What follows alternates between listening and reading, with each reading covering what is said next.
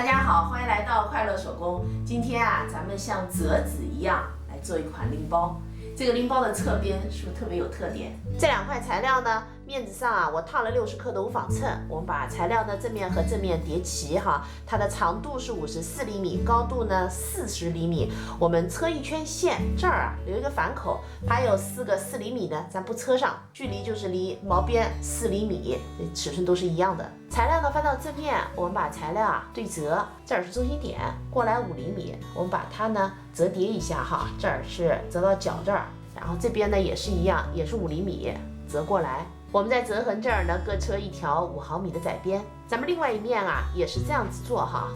下一步呢，我们再来折叠一次哈，我们这样子折叠，这儿的点啊，正好是之前留的这个4厘米的预留口，这儿呢是折到头，两边都是一样的哈。然后呢，我们准备2根织带，我这织带长度啊45厘米，宽度呢2.5厘米，我们把织带的一头呢搁进咱们这个4厘米的预留口里，这头呢搁上另一根，然后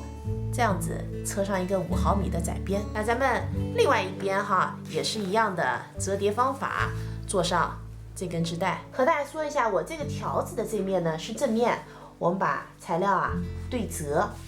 然后呢车上2个侧边，打2个底角，底角的宽度呢是7厘米。最后咱们包的中间这里哈，要钉一颗摁扣。刚才呢我量了一下咱们包的尺寸，这是一个梯形哈，正面这条边呢是23厘米，下面那条边27，高度呢21，咱们侧边的厚度呢是8厘米。这期视频内容啊就是这些了，感谢您花宝贵的时间来看我的视频哈，记得呢帮忙点个赞，咱们下期再见。